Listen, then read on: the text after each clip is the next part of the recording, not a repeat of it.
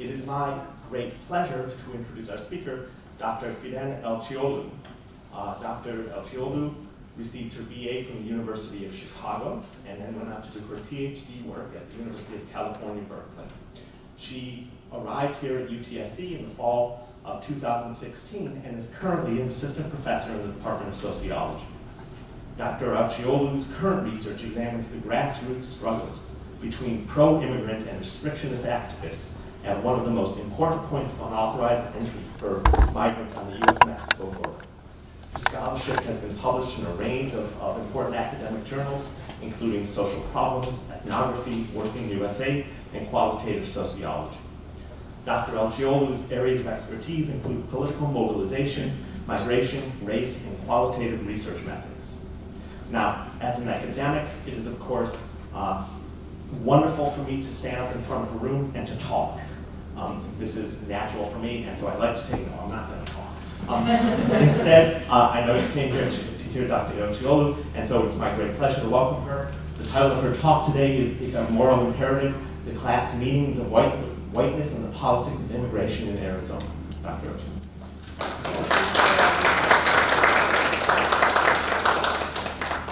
Thank you for the kind introduction, and thank you to the Dean's Office for inviting me and giving me this opportunity to share with you some of my work.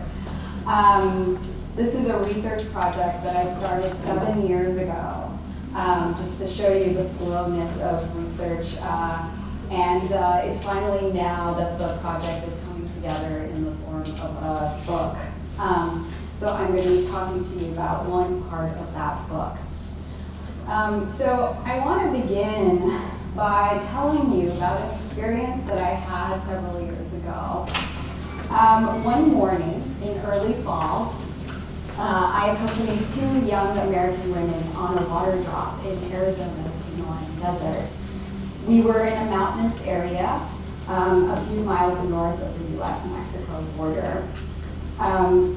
The 2 women I accompanied were volunteers with a grassroots organization that I was studying, and that I call the Humanitarians. The Humanitarians had been founded by a group of Americans right in the early 2000s. Their organizational mission was to end the suffering of migrants who cross the desert in order to reach their destinations in the US. The trunk of the SUV that we were driving that day, as well as most of the back seat of the vehicle, were stacked with crates. And inside the crates were gallon-sized jugs of water. So after a couple hours drive to a tiny town located a dozen miles north of the US-Mexico border, we got off the town's main drag onto a dirt road that took us into the thick of the desert. We parked as close as we could to a migrant trail we would explore that day. And this was the first of 5 migrant trails that we would hike on. I carried a medical pack and 1 gallon-sized plastic jug of water, and the other women each carried 2 gallon-sized jugs of water. When we started hiking, they seemed to sort of fly ahead of me, and I struggled to keep up with them. The terrain was very rugged, and even though it was still morning, it was already very, very hot. We climbed up a hill, and after about half an hour of hiking, we found the first water drop site. 6 jugs were sitting on the ground with water still inside of them. They looked like they had been untouched since the last water drop a week earlier. The women decided we should return to the car with the water that we had brought with us and find the next water drop site. So we hiked another 30 minutes to get back to the car, then drove for another 15 minutes before we got out, armed again with our supplies, and hiked to the next migrant trail. And we repeated this process several times for the next 3 hours. The only breaks we took were to sit down on the ground, scrawl messages with Sharpie pens on the jugs. And the messages were intended for migrants who might come across the water sites. They said things like agua pura, clean water, and buena suerte, good luck. On another fall morning, not unlike the one I just described, I drove once again to a small town near the Arizona-Sonora border. From there, once again, I went on a dirt path that took me to the base camp of another grassroots organization that I call the Soldiers. The organization, the Soldiers have been founded only a few years after the Humanitarians, but with a very different purpose in mind. The Soldiers' mission was to collect information about trafficking activities and share this quote-unquote intel with the Border Patrol. That day, I once again hiked over uneven terrain, but this time I wasn't carrying a medical pack, and the people that I was with weren't carrying jugs of water. Instead, the goal was to find the cameras that the soldiers had hidden in the earth's crevices. Once the cameras were found, the group downloaded the footage the machines had captured over the course of the week. If border crossers had been captured in the footage, then the soldiers shared this information with the Border Patrol. They also used the footage to determine where they would position their 12-hour-long two-man stakeouts during their bi-monthly operations. So I accompanied, excuse me, I don't know where this was going on. I accompanied a group of men on one such camera patrol. The men were well armed with assault rifles, dressed head to toe in camouflage. We wandered aimlessly for what seemed like several hours, searching for these cameras. Though the previous week's camera handler had taken down the GPS coordinates, some of the camera's locations had gotten lost in the shuffle. The man who was leading the patrol that day listened to the directions that the previous camera holder was trying to relay over a satellite phone. And we eventually found one machine after circling the same area for a third time. The second machine was at the bottom of a steep wash, which required the team to awkwardly balance their assault rifles as they climbed down a slippery path. And when we were finally done for the day, there was a shared sense of satisfaction among the men. They had completed the patrol successfully in defiance of arduous conditions. Now, at the time that I was following around these two groups, the groups that I called the Humanitarians and the Soldiers, all I could think about was how different they were. After all, one consisted mostly of young women, often dressed in ripped shirts and tight black denim shorts, sporting tattoos with the circle A, which is a symbol of anarchism. Meanwhile, the other group consisted mostly of middle-aged and older men, wearing camouflage, sporting tattoos that said things like Pro Patria et Unitate, for country and unity in Latin. In one group, the objects that were being lugged up and down hills was water. In the other group, they were rifles. Beyond the contrast in optics, of course, was the fact that the Humanitarians and the Soldiers were on opposite ends of the immigration debate. Going back and forth between these two organizations, sometimes for me, felt like going back and forth between two different universes. Then one day, I Googled the GPS coordinates of the places where I had accompanied both groups. Now, in an urban setting, I usually have a pretty good sense of direction. But in the middle of the desert, I was completely disoriented. So I Googled those coordinates, and I was shocked to find out that the Soldiers and the Humanitarians had been looking for migrant trails in precisely the same places, not the same regions, but the same places. In fact, I realized that I had been with the Soldiers when they hid a camera overlooking a migrant trail that I had earlier visited for a water drop. That's when I realized that I could not just be fixated on the obvious differences between these two groups. I had to also think about their similarities. Both of these organizations' main activity was to hike around in Arizona's Sonoran Desert along migrant trails in search of border crossers. Both of these organizations were made up of very dedicated volunteers who were willing to undergo tremendous physical hardship to do what they were doing, volunteers who felt a strong sense of moral urgency. And finally, most of the volunteers in these groups were white American citizens, and as such, they themselves were not personally impacted by border and immigration policy.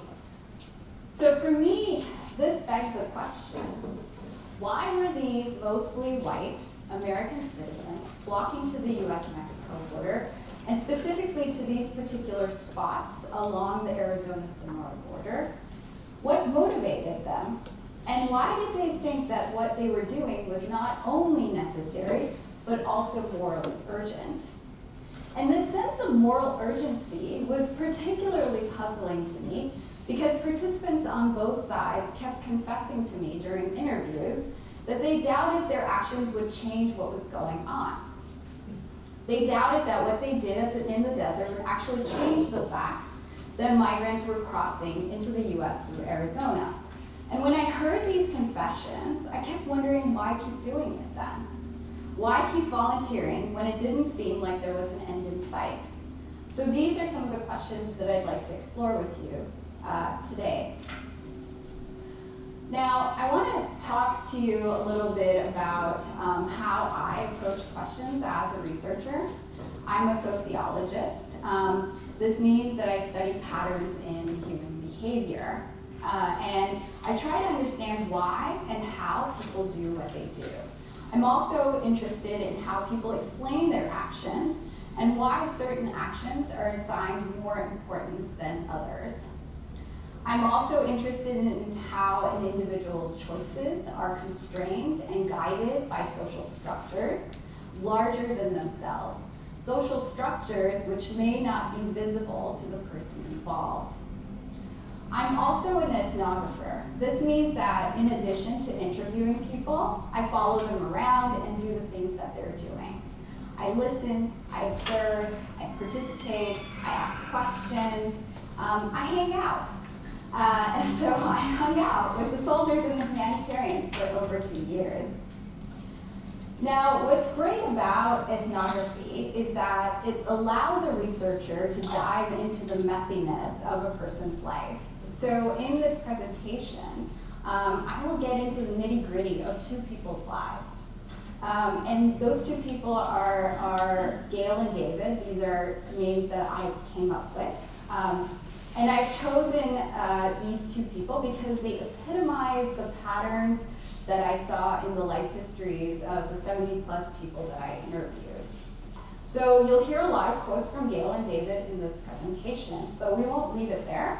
We'll then zoom out and try to make sense of their words and actions in relation to larger structures. A sociologist's job is to make the familiar strange and the strange familiar. To get at that, I'm going to talk about the importance of being compassionate but critical listeners as we go through the data. I should make a quick aside here. For the purposes of this talk, I'm only going to talk about 2 organizations, the soldiers and the humanitarians, but my book manuscript also discusses other progressive and conservative organizations that were active in the borderlands and that engaged in immigration politics. Okay, so here's what I'm going to do in this talk. I'm going to discuss the setting of this talk, and I'm going to argue that the US-Mexico borderlands, and specifically the Arizona-Sonora border, constitutes an ambiguous border. I'm going to explain what I mean by that term. And then I'm going to talk about a woman named Gail, who volunteers with the humanitarians, and I'm going to talk about David, who volunteers with the soldiers, and then I'm going to draw a few big conclusions. And in fact, I'm going to tell you the big conclusions now, because you see, academics, unlike fiction writers, like to give the punchline in the beginning of their presentations, in the beginning of their books, not at the end. So, the punchline, the story. I'm going to argue that volunteering on the border had more to do with the volunteers themselves and their, what I'm calling their sociological baggage that they brought with them than with the actual outcomes of their actions. In other words, the motivations of these volunteers, whether on the left or the right, were directly related to the specific dilemmas that they faced as people with particular racial and class backgrounds. And I'll unpack this more later.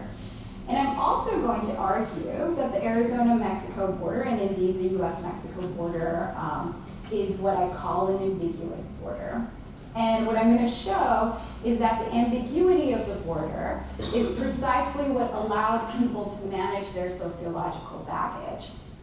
And I'm going to unpack all of this. Okay, so let's get back to this term that I used, the ambiguous border. What do I mean by this? Well, the US-Mexico borderlands, and specifically the Arizona-Sonora borderlands, is a very strange place. It's strange in that it is a place where the border seems both present and absent. How is it present? Well, it's a place where you can see all kinds of military structures and state-of-the-art technology.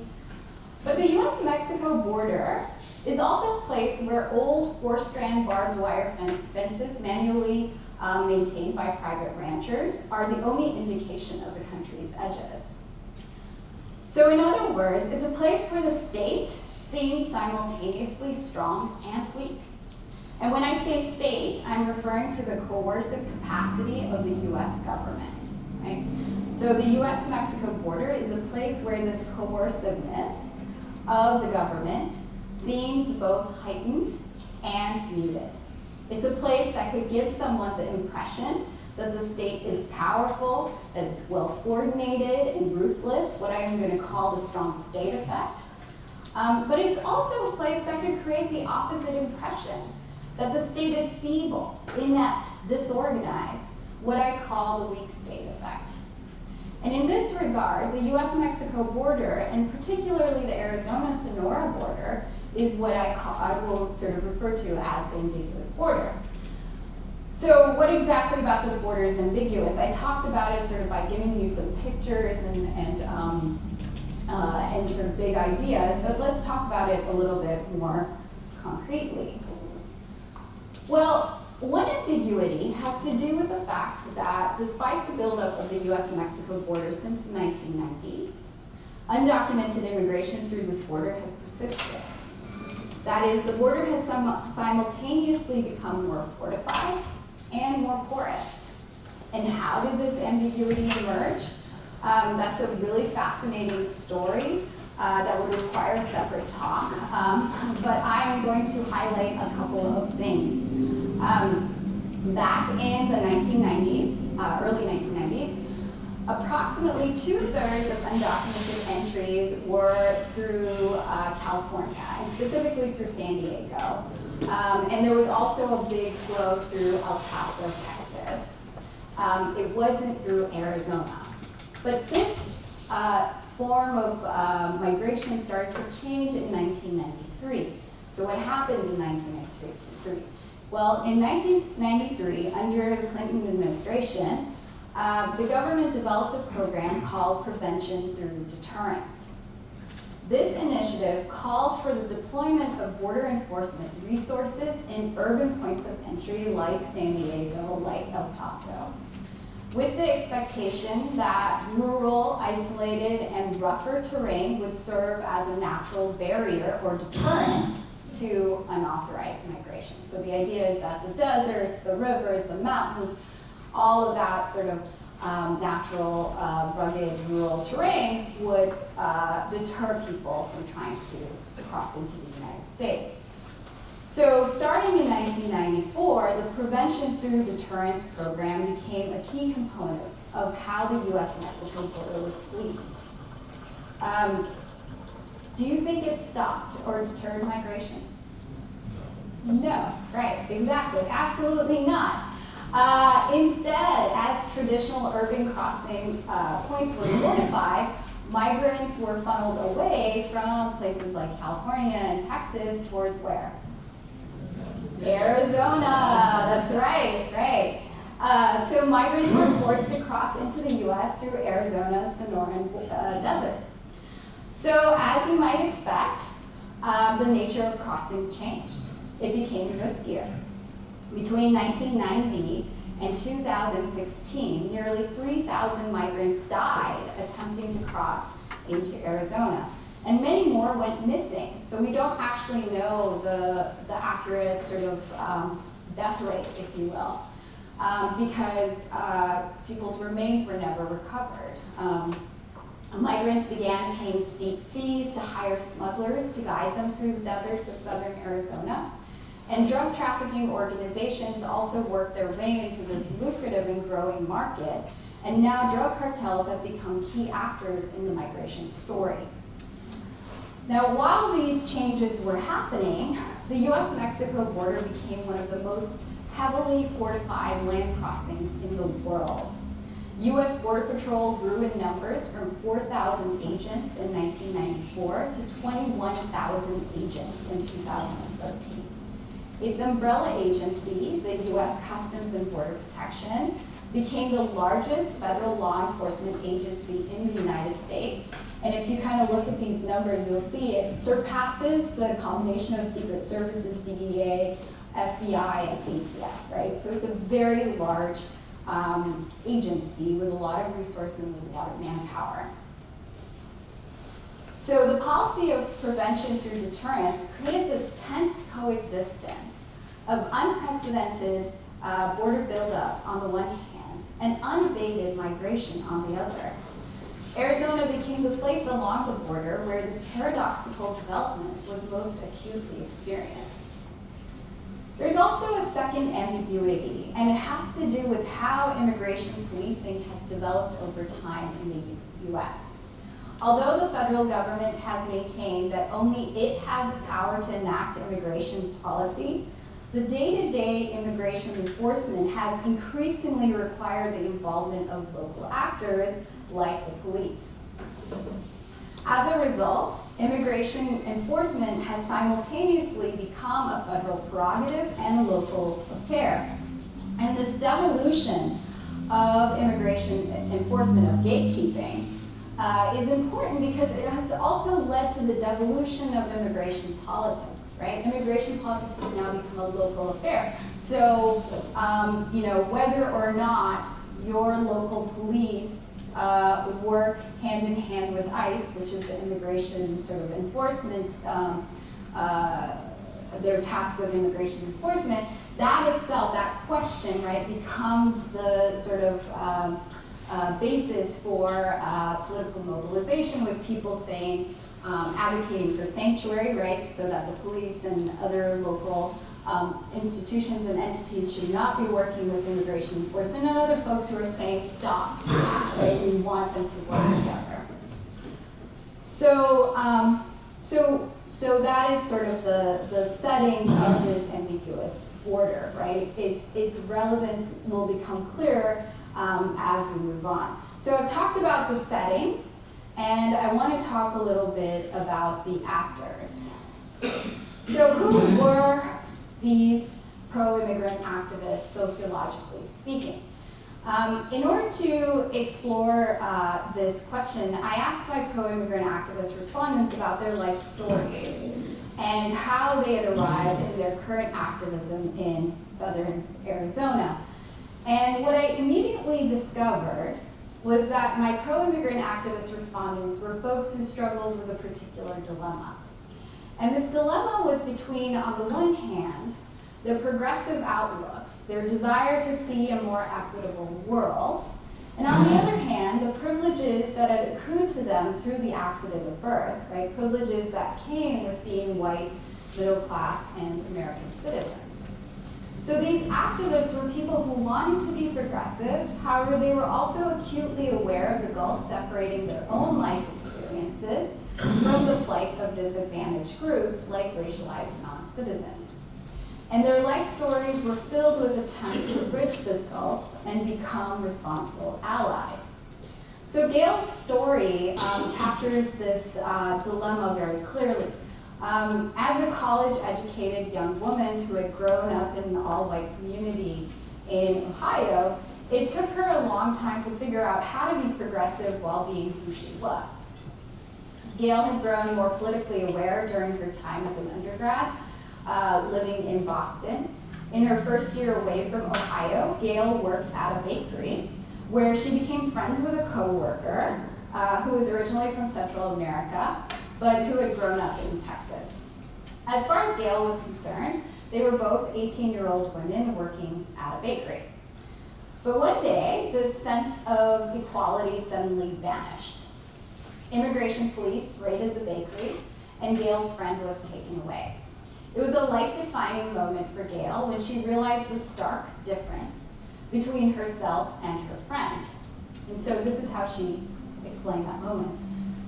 I think the combination of being exposed to people not like me for the first time out of Ohio, and also being exposed to like, I feel close to my friend, my bud, we're equals, right? And then psych, no, not even close. I was like, wow, feeling close and equal to this person before I had a greater understanding and realizing that she could be deported and dropped off in Honduras. That was one of the stories that got me interested in immigration. It made me think about, okay, how do you prevent people like her from being deported?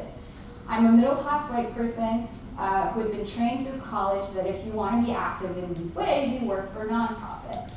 That's essentially what I did. I got a job at a nonprofit to do broad-based litigation.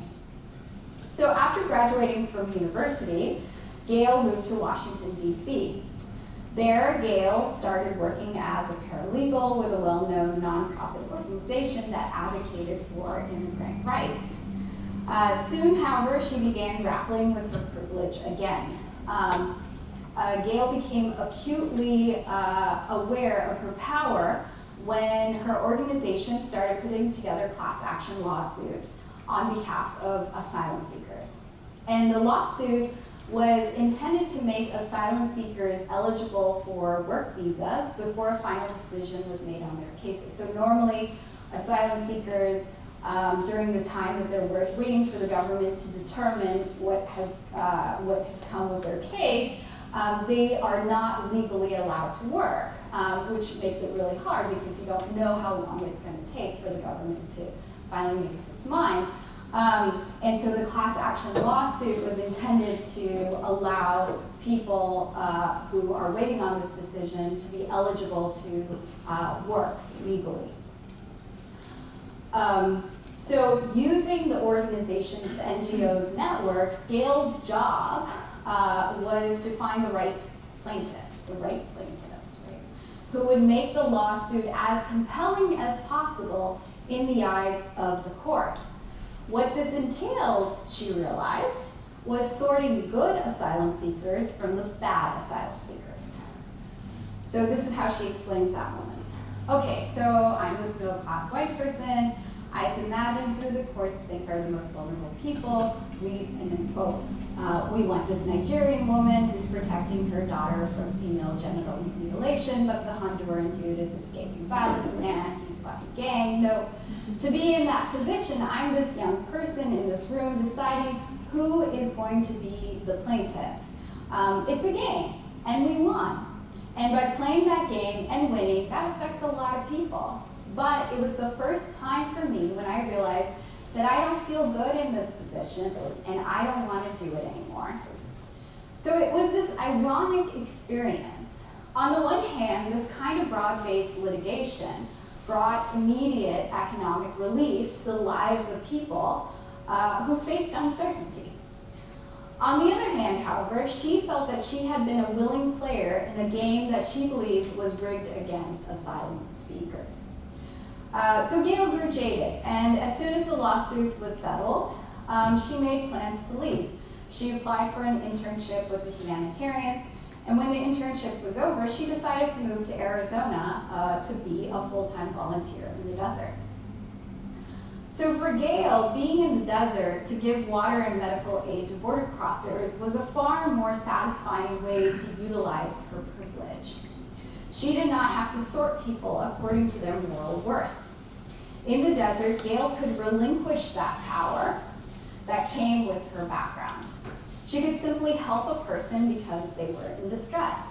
And she explained the contrast between DC and Arizona in this way. She said, there's this human being who's directly in front of me, and to be able to actually affect this human in some way, this human who, if we hadn't run into him, Border Patrol would have and deported them. That's meaningful.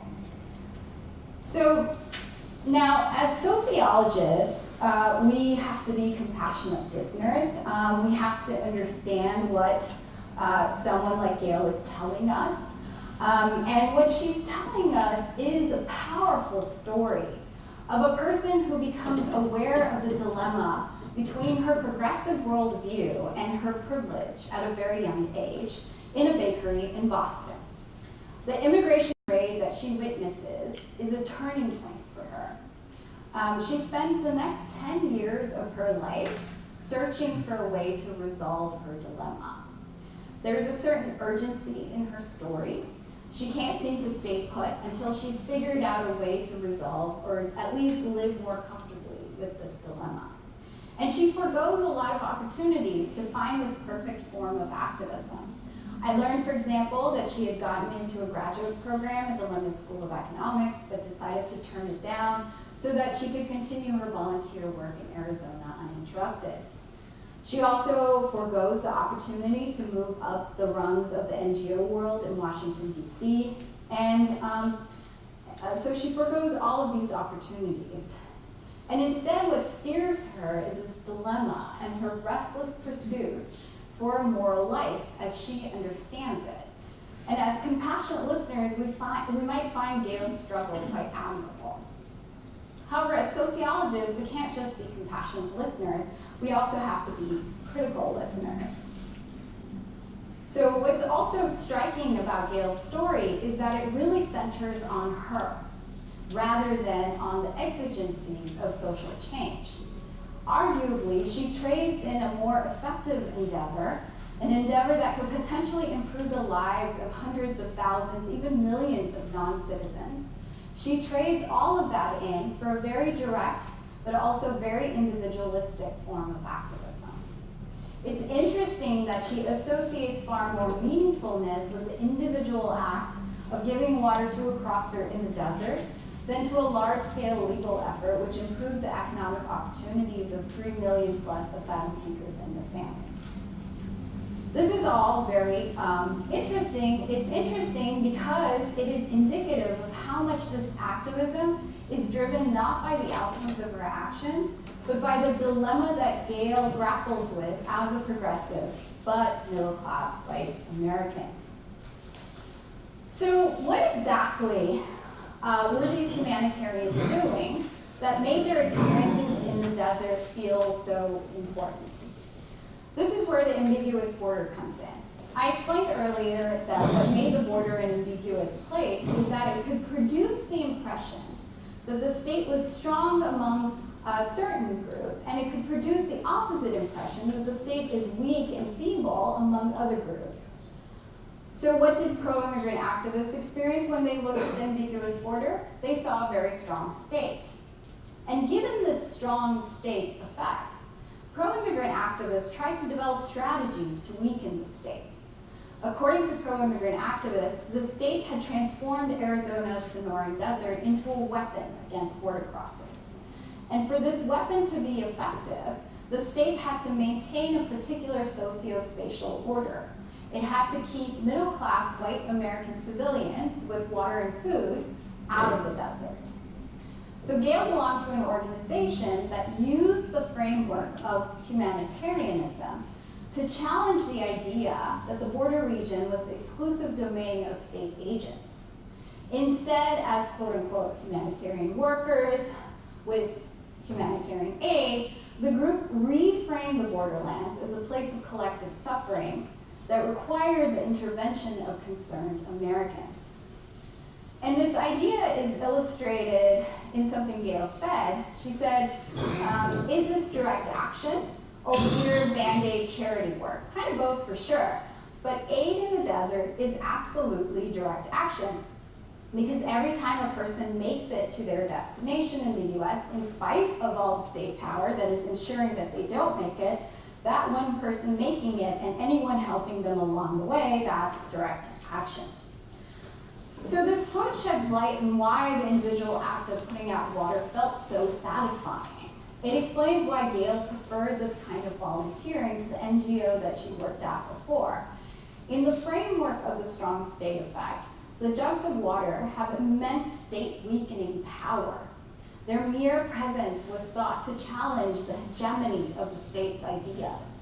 And every time someone consumed the water, Gail felt that her group disrupted the state's mission. She helped disrupt the state's effort to use the desert against border crossers. So being in the desert helped Gail deal with the dilemma of being progressive but privileged. Her privilege did not feel like it reinforced the state's power. In fact, she could exploit her privilege to confront the Border Patrol in a manner that racialized non-citizens could not. Another activist described how the volunteers harnessed their privilege to weaken the state. So he said, the more privileged, which is a lot of the volunteers, if you're an American citizen and you know your rights and you're very well educated, then you know that you just have to say you're a US citizen and you don't have to say anything else to Border Patrol. You can totally ignore them. Knowing that right and being protected because you have an identity which won't be racially profiled, then you really can expect that they won't be aggressive and you can go help people. So because of their privilege, the average humanitarian volunteer could operate fearlessly in spaces that the state had made dangerous to other groups. And as such, participants were in a unique position to directly help migrants. So the strong state effect, the perception of the state as strong, helped resolve the dilemma Gail grappled with, which was how to be a progressive person despite her class, race, and citizenship privilege. Now, I want to talk about someone very different from Gail. I want to talk about a 57-year-old man named David. Like Gail, David is also white, and he is also an American citizen. Like Gail, David also spends almost all of his free time in the desert. He also believes that the work that he does in the borderlands is very meaningful. But there are four very striking aspects, very striking aspects to David's story and the stories of other restrictionists like him that sociologically distinguish them from pro-immigrant activists. First, David comes from a far more socioeconomically humble background. So unlike most pro-immigrant activists who are middle class and college educated, most restrictionists were white working class and felt the pressures of downward social mobility. In a related manner, a lot more restrictionists than pro-immigrant activists were veterans. Many had joined the military in order to get out of the rut in their lives. So there's this important class difference between the volunteers of the two sides. And second, David does not have the same history of volunteering that Gail had, right? He does not have the same history of NGO work, of activism, of any type of collective action, really, outside of the military, that the average pro-immigrant activist had. So for people like David, going out into the desert was the first time that they participated in any sort of civic engagement or collective action. There's also a third difference across the two sides that has to do with the difference in David and Gail's class background. David was not caught in a dilemma of being progressive but privileged. Rather, the crisis he faced had to do with a simultaneous race privilege and class disadvantage. As a white American, and particularly a white American man, David has an in-group status. And like other white people, he could claim a rhetorical high ground as the country's heart and soul. And at the same time, this in-group status, and with it the assumption that whites are more deserving of good jobs, resources, success, makes the economically struggling white man appear somehow defective. So in public discourse, white working class men are failed white men. Cultural historians have shown how white working class folk have been dismissed as backward. Well, this sense of backwardness is particularly acute in a moment when white working class people are struggling to make ends meet in an economy that favors the rich. So David was overcome by a sense of political deprivation or a perceived loss of power. He struggled with the discrepancy between his in-group status and his class-related insecurities. As one scholar put it, white working class people sense that they have been demoted from the center of their country's consciousness to its fringe, and many feel powerless in their attempts to do something about it. This feeling of demotion, social relegation, economic powerlessness are important for a story here. There's also a final factor that distinguishes David from Gail. He, like other like-minded restrictionists, perceived the state to be weak. That is, while Gail experienced the strong state effect, David experienced the weak state effect. And when you asked him why he thought there was so much unauthorized migration, he chalked it up to the feebleness of the state as a policing entity. And this weak state effect helped him manage his sociological baggage, being white but working class. What he did with the weak state effect helped him deal with the political deprivation he otherwise felt. So let's turn to David's story and look at his biography a little bit more closely. So David, as I mentioned, was a 57-year-old man from Arizona. He grew up in a working class household. His father was the main breadwinner, and his father worked in construction. David had a really unhappy childhood.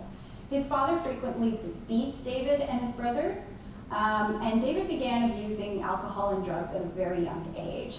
Finally, he ran away from home as a young teenager to escape his abusive father. He barely finished high school, never attended college. He also began working in construction and eventually joined the U.S. Marine Corps. When he got out of the Marines, he got married and had children. But he continued to abuse drugs and alcohol, which alienated him from his family. And one day, he got behind the wheel in a drunken state and drove his car into a semi. He barely survived. David realized that his brush with death was a suicide attempt and a cry for help. He spent the following year in a clean and sober living facility and eventually started a job as a supervisor in the construction business that he enjoyed tremendously. And the job really became his salvation. This is how he described his work. I was the guy who the construction company handed the blueprint this thick, 6 months before the building even came out of the ground. Here's your next job, learn it, you've got 6 months. That was my job. 8 hours a day, 5 days a week, to study this thing from top to bottom, to have to write letters to architects, engineers, mechanical engineers, and plumbers, why are we doing it this way, and so forth. So that by the time we were ready to go, we'd be ready to go.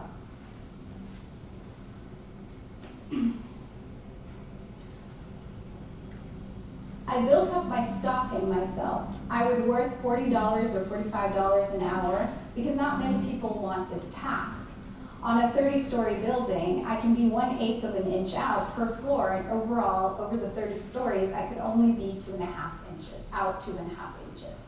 It takes a lot to put up a building. It was a lot of responsibility, and I thrived on it. Then one day, in late 2008, David went to work expecting to dive right back into the project that he had been working on. But when he got to the office, nobody was there. Many of his colleagues had been laid off that morning. David happened to be in one of the hardest hit states, in one of the hardest hit industries when the recession took hold of the economy. So when he lost his job, David was 48 years old, and to make his mortgage payments, David started traveling the country to look for work. And he only found temporary jobs, 2 weeks here, 3 weeks there, making the same wage he had been making when he was 18 years old. David recalls how he went from making $80,000 a year to $12,000 on unemployment. So for the next 3 years, David really struggled. He had to foreclose on his home. At one point, he was living out of his car. And the work he found was always low-paying, precarious work. Not only that, but he told me that he felt like he was always having to compete with Mexicans for these bad jobs. Getting back on one's feet was hard enough, but it became even harder when there was an endless supply of quote-unquote illegal aliens that kept driving down the wages. So going to the border was a way for David to regain control over his life. He wanted to do rather than to be done to. Being on the border reminded him of the feeling that he got when he was in charge of transforming a blueprint into a brick and mortar structure. So David was soon joined by others, and his group, the Soldiers, grew. Now, when I was with David, there were only 7 people who had shown up for this week-long op in the desert. And during these ops, participants conducted 24-hour stakeouts in places overlooking migrant trails. And the idea was that if they encountered border crosser, They would yell at them to sit down and basically detain them until Border Patrol arrived to pick them up. Now, in the vast open space of the rural Arizona borderlands, I kept wondering how a 7-man operation would make a difference. I kept wondering how David justified it to himself in his own mind, that such a small group, albeit very well armed, would make the border more secure.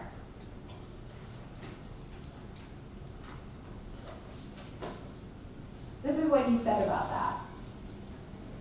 But just with those 7 people, I've closed about 5 miles of some of the cartel's best smuggling corridors. So with 24 to 30 volunteers, I can close up to 15 miles of border, and I can close it where nothing, not people, not drugs, comes through. Gesturing at the mountains behind him, he continued, I mean, look at this terrain. It's nothing but mountain after mountain after mountain. The cartel wants to be in this stuff, the mountainous terrain where they can hide. They don't want to be in the flat stuff. So we force them into these flatter areas where it's easier to be found and caught by Border Patrol. I couldn't help myself. I pushed back. I said, David, okay, all right, maybe you and your group are forcing crossers and smugglers to move somewhere else, but it's not actually stopping people from crossing the border. How could the border be secured at this rate? And this is how he responded. Then I guess I'll die here. Everybody makes a choice in life about what they do. So the efficacy of what they did on the border was not what was important. Rather, what was important was how David felt about himself afterwards. It had to do with managing the political deprivation and the social relegation he felt as a downwardly mobile white man. And other participants echoed a similar sentiment. So this gentleman said, a lot of people just complain about things, and a lot of people are Facebook warriors. And what attracted me to this group was that we're trying to stop the drug movement. We can at least be a deterrent. That way I can feel like I'm doing my part instead of just sitting behind the computer and complaining about it. So just as it was the case with Gail, David and these other men were also not actually motivated by the efficacy of their work. All of the activists that I interviewed believed that they were making a very deliberate moral choice about how to live their lives. And the activism was a response to their own moral dilemmas which originated from what I'm calling their sociological baggage. So back to David. What exactly were these guys doing in the desert that made this volunteer work feel so important? David explained that they were helping Border Patrol, but the agency never publicly acknowledged the help that they were getting from David's group. In fact, Border Patrol's official stance had always been to mildly discourage armed civilian groups from assembling in Arizona's borderlands. So I asked David about that. And he said, yes, publicly the agency disavows us. But when they're down here, agents will stop and ask you what you got. It's an interesting thing. They love us because we're helping them do their job and we're not even getting paid. It's just a decision people have to make on their own. You know, I'm more at peace here doing this than I've ever been in my life. So once again, we have to be compassionate but critical listeners. David, just like the other restrictionists that I interviewed, overcame huge challenges in his life, from unemployment to alcohol abuse to a general sense of loneliness and marginalization. There was a palpable feeling of having lost control. In a context of declining wages and job uncertainty, feeling in control is a rare experience, particularly for the economically disadvantaged. Well, that is exactly how men like David felt. So when he said that he finally, at age 57, after so much hardship, felt at peace, that's a big deal. But as critical listeners, we cannot ignore the deep racism and sense of white entitlement that colors this worldview. David felt that something that was rightfully his, like jobs, status, security, was being taken away from him. And it was being taken away by racialized others who in this case were quote-unquote Mexicans. And I'm not saying that these men did not experience hardship, they did.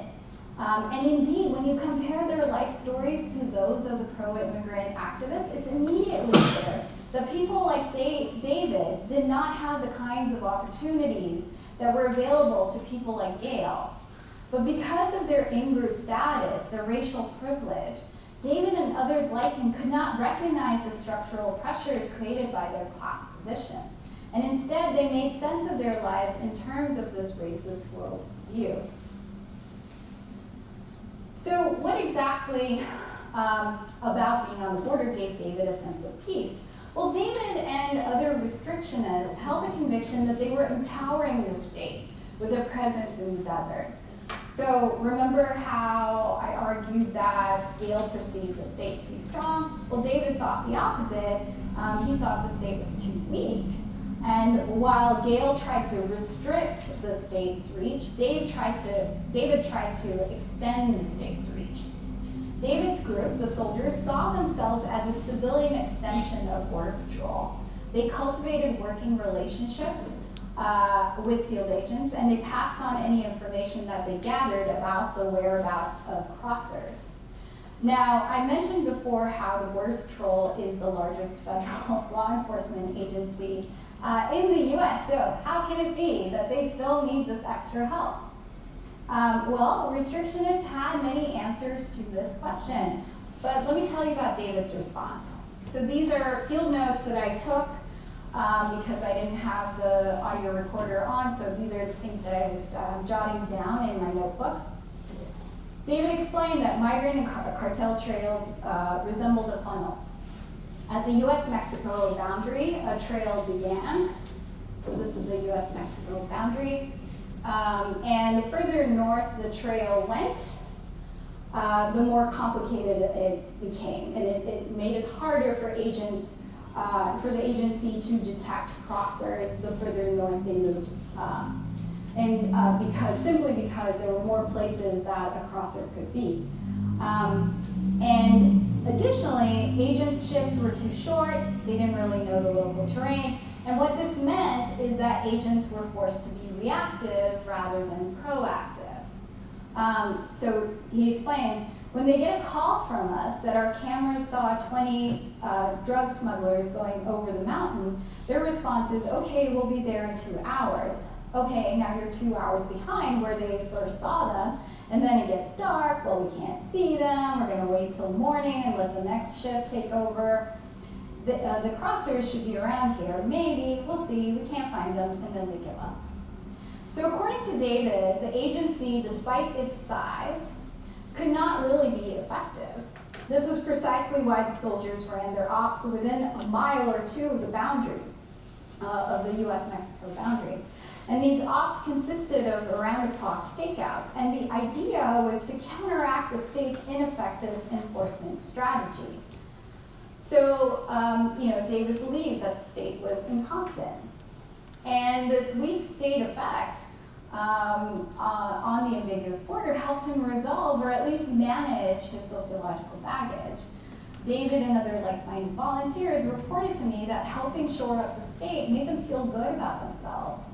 Border Patrol agents were actually listening to what people like David had to say, and their volunteer work counteracted, to some extent, the social relegation and perceived loss of power that they otherwise felt.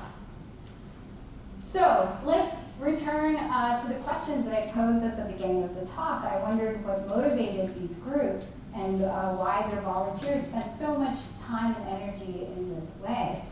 And what was particularly puzzling to me was how they sustained this motivation despite knowing that what they did on the border would not actually solve the larger problem of unauthorized crossing.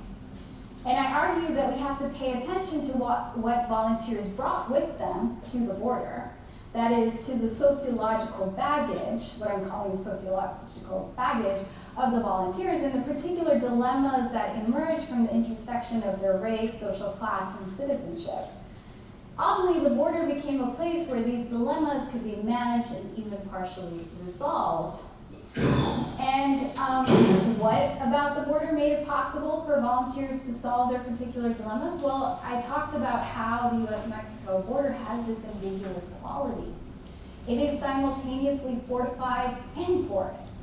And it's becoming increasingly unclear whether the prerogative of gatekeeping is local or federal, if it is the jurisdiction of the government or the jurisdiction of civil society. These two ambiguities together produce the impression that the state is weak and strong, that the state needs to be empowered or constrained by civil society. In other words, the ambiguous border produces opportunities, right, conditions for local mobilization of the sort that I described. Now, I want to conclude by suggesting that perhaps the story that I'm telling about ambiguous borders is not confined to the US-Mexico border. Perhaps these kinds of ambiguous borders are spreading to places like Europe and Canada. And as such, the conditions for the deep divisiveness around the topic of immigration are also spreading. We're witnessing, for instance, how the buildup of Fortress Europe has been accompanied by the buildup of a humanitarian rescue industry and an intricate anti-smuggling industry as well. Many actors in civil society are now involved in facilitating and impeding the cross-border movement of people. Europe is becoming both fortified and porous. We're seeing the political effects of this ambiguous border in various countries. Canada, meanwhile, is experimenting with the devolution of immigration gatekeeping in interesting ways that they're trying to spread to other parts of the globe. A quintessential example is the program of private refugee sponsorship. Now, I'm still learning about this program, but essentially, as I understand it, it allows Canadians to choose the individual refugees they wish to sponsor. This means that local groups in civil society are directly involved in the nation-making process. So this is a great example of how that gatekeeping gets devolved to local communities in civil society. And if the government decides to make this program more or less restrictive or to get rid of it altogether, I wouldn't be surprised if it further politicizes the topic of refugees and borders in Canada as well. And I want to end with sort of a provocative question. So if we continue to see political divisions get deeper, particularly among folks who aren't necessarily themselves personally directly affected by changes in immigration policy, we might want to ask ourselves, what problems, what dilemmas, what sociological baggage does the politics of immigration solve for citizens? Thank you.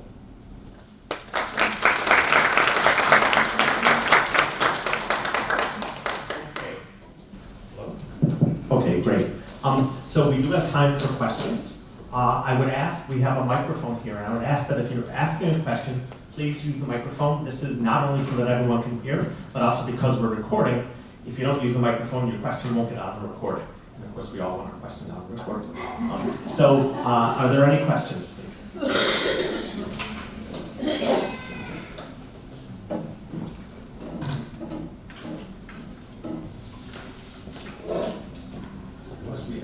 There must be. Yes. Just an observation, this whole border thing and immigration, the movement of people is timeless. And we're grappling with something that has always been there, isn't gonna go away.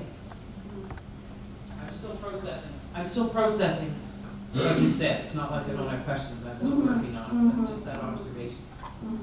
Yeah. In the back. I'll run. Thank you for the talk.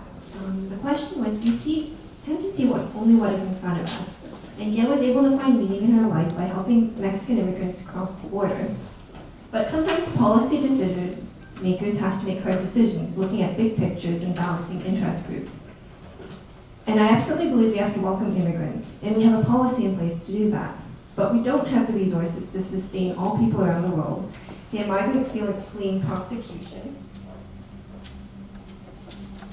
And an LGBT member in Russia or women's rights in Saudi Arabia to genocide in Africa, including not just Mexicans along the Arizona border. And I was wondering, what might Gail's immigration policy philosophy be? That's a great question. I just want to clarify something. It's not just folks from Mexico who are crossing the border, of the U.S.-Mexico border. And in fact, I was just reading today that the number of folks from Central America and other parts of the world, I mean, people are crossing through the U.S.-Mexico border. So it's not just a story of Mexican nationals. And in terms of what their policy visions are, I started out my research asking this question. I was sort of saying, if you, had full control over, how to sort of over the legislating machine, right? What kinds of laws and policies would you want to see? And on both sides, there was a sense of feeling just like overwhelmed, right, by the bigness, the largeness, the scale of the issue.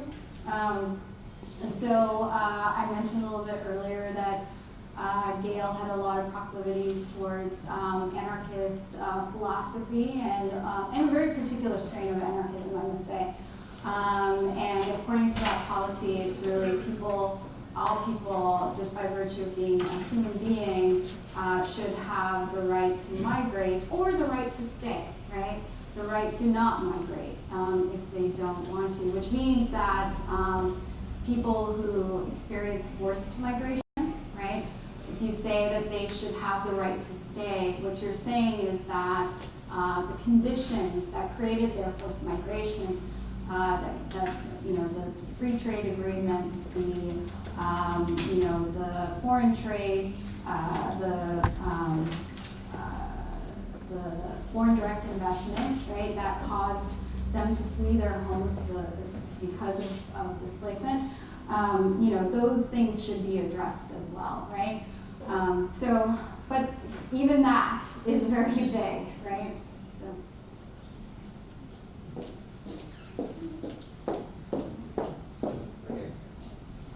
Well, my name is David, and I don't share too many things in common with the David at the border there, although my wife might think so, but not really. I'm a grandfather, 7 lovely grandchildren, still married, going to be celebrating our 50th anniversary next year. Went to college, by the way. At any rate, in listening to your presentation, I found it very enlightening, and it almost drew some comparisons when I thought of what the conditions were like back in the 60s.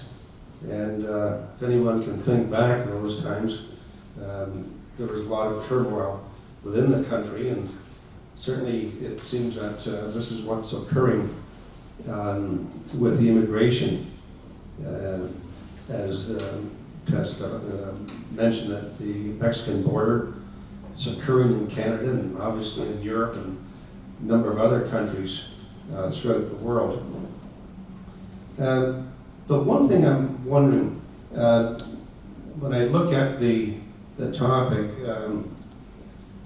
the class meaning of whiteness, I'm just wondering, those ones that make up the people at the borders, looking at this migration, were they all white, or was there a combination of other colored people or other background people that participated in getting the illegal aliens, I guess that's basically what you call them, crossing the border? Undocumented, right? Or unauthorized, yeah. Okay. Illegal alien is the term that they use, but I prefer undocumented immigrant. Well, undocumented. So you're asking about the racial composition of the groups, right? The racial composition of the groups, and along with the point there that the ones that are assisting, as you mentioned, the undocumented groups coming in, if they're assisting them, is that not similar to being an accomplice to an illegal action? And I'm wondering what, if any, charges would be made in that regard. So I'll answer the first question first. So these two groups are overwhelmingly white. There are a few people in both organizations that are people of color, but and sort of trying to figure out why they're there is an interesting sort of separate question. But I think it also still does come back to the main ideas that I was presenting, that it has to do with their sociological baggage. I had one man whose parents had immigrated from Mexico, and he himself had grown up in California. He had been in the Marines, and he volunteered with the soldiers. And his sort of story was, again, really about addressing the uncertainty in his life, and specifically he talked about it in terms of drugs. So he would say, the drugs that are pouring in are creating a lot of uncertainty for my family in Mexico, right? And so what I see myself doing is fighting against these cartels that are making life really bad for my in-laws and my loved ones in Mexico. So there were sort of exceptions of that sort, but again, it's about sort of trying to gain control, right? It was sort of like going out into the desert in order to deal with sort of the uncertainty, the unpredictability of one's life. And then your second question was about sort of the legality of people's actions. So this is, it's really interesting because there's a lot of gray area, and there have definitely been efforts to prosecute both the people who take water out there as well as the people who bring their rifles and try to detain people. And both organizations have become really well versed in law and know basically exactly what they're allowed to do and what they're not allowed to do. So the humanitarians have been cited for littering. So the jugs of water tend to be, there's a lot of national parks along the border, and so the National Parks Agency, says, well, these are forms of littering, and basically they've been able to dispute that claim in court and come out on top of it, and it creates a lot of bad PR for the parks. They've been able to fight it up until this point. But for both sides, it's an ongoing source of worry, right? Sort of, that there could be legal repercussions for the volunteers if they're not extremely careful. And obviously, with the changing political climate, right, there's also a lot of fear around what gets prosecuted and what. Ignored. Once an armed volunteer finds a migrant and he holds them till the border control comes in, is it like in Canada where they're sent in and they await a hearing, or can they send them back? So that's also not always clear from the get-go. So what usually happens is that people are taken to these temporary holding cells. You might have heard about this on the radio sometimes. This American Life has stories about it. But these holding cells are called ice boxes, informally called ice boxes, because they crank up the air conditioner and make it really cold in there, and and people can be detained for up to a week to 10 days, and then deported. But now there's this other program, and this is again part of the prevention through deterrence philosophy, is that they have a program that basically randomly prosecutes people for crossing the border, especially if they've crossed the border once before, if they do it a second time. And they can end up getting imprisoned in these immigrant detention centers for up to many months. So that can be another sort of outcome of getting caught. I've also met people who, because they really did not want to be deported, they could basically be detained for a really, really long time. So it's effectively turning into a form of indefinite detention, which is a big issue actually in Canada, much more so than in the US.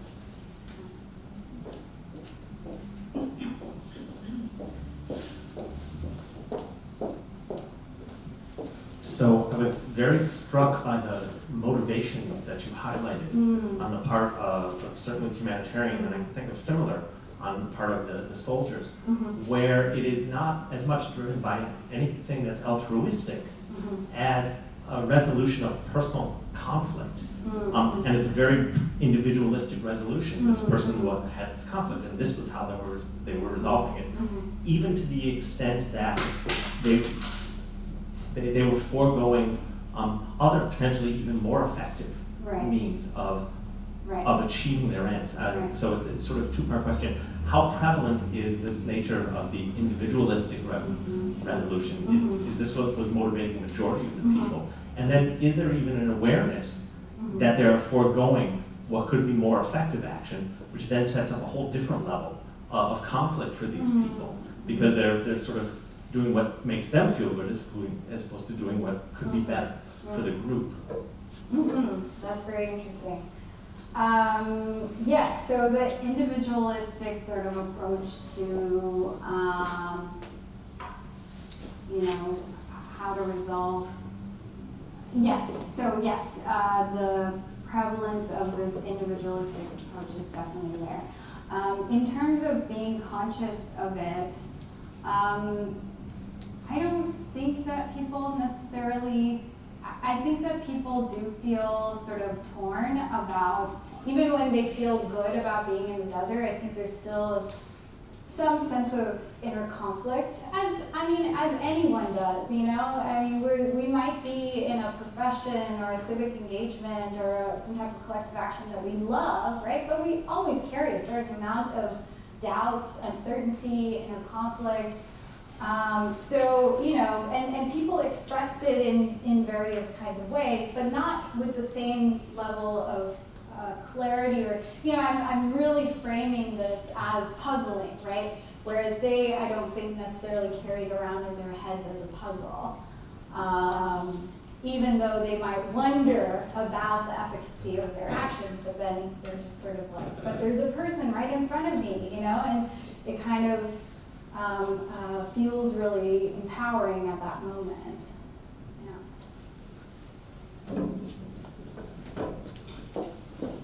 Sorry. Do these heavily armed soldiers shoot the migrants? Do they have the right? Are they empowered by the government agencies to do that? And if they were to shoot a migrant, what would happen to them? So no, they are not allowed to shoot migrants.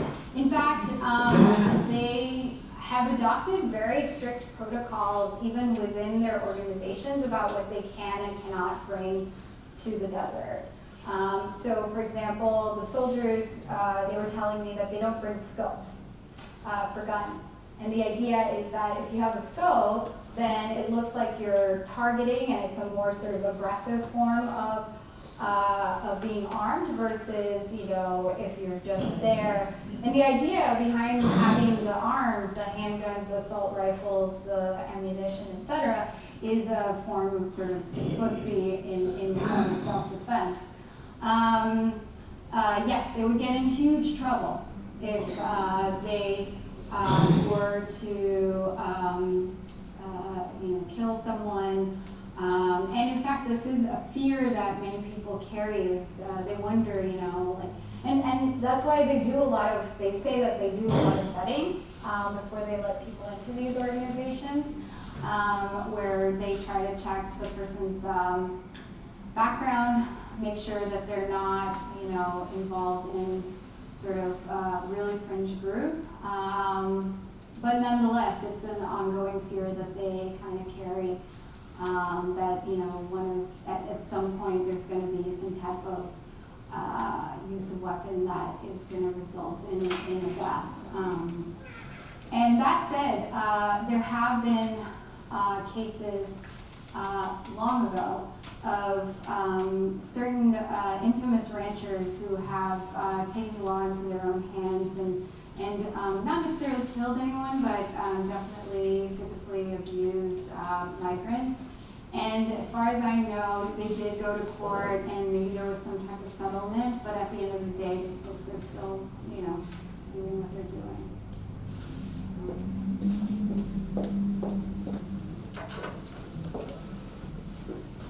My question deals with both David and Gail. Both of them are committed to their project. How do they sustain themselves financially? Yeah, very good question. Yes, so what I noticed among my pro-immigrant respondents is that a lot of them worked these part-time jobs.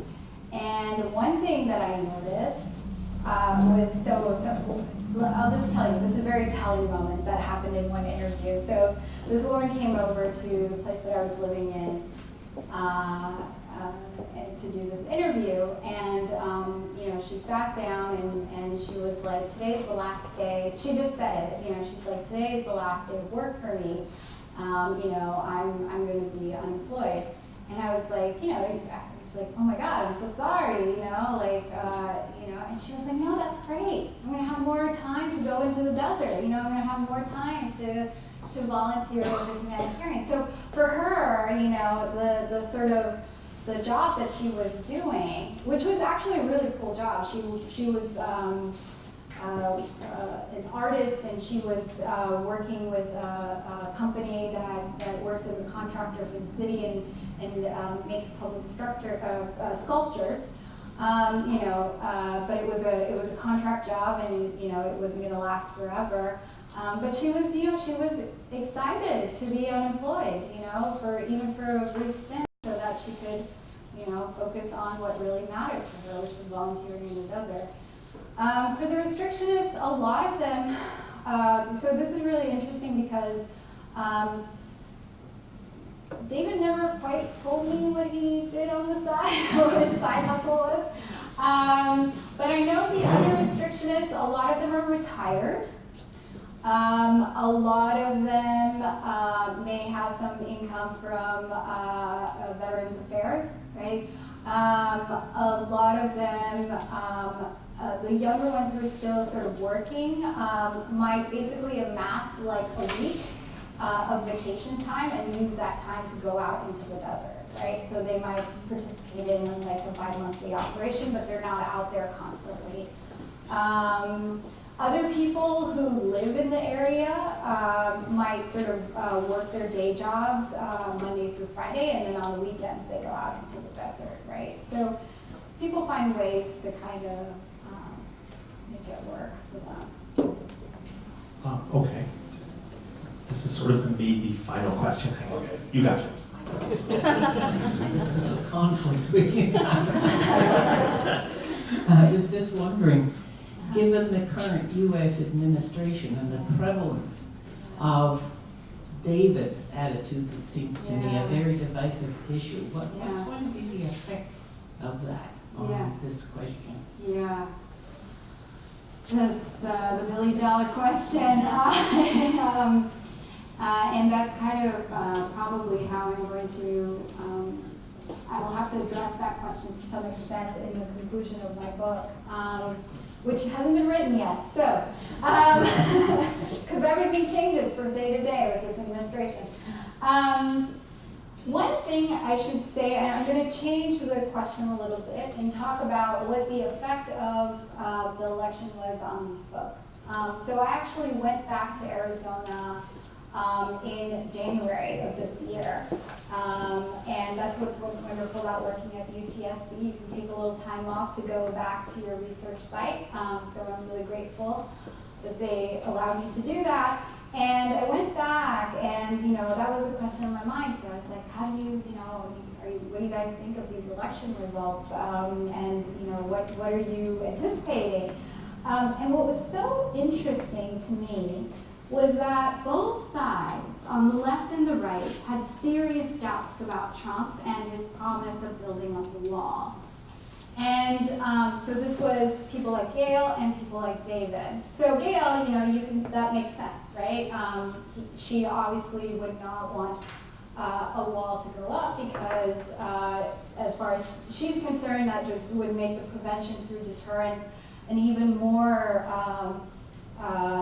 terrible force, right? It would just add on to the existing sort of enforcement strategy that ends up killing migrants.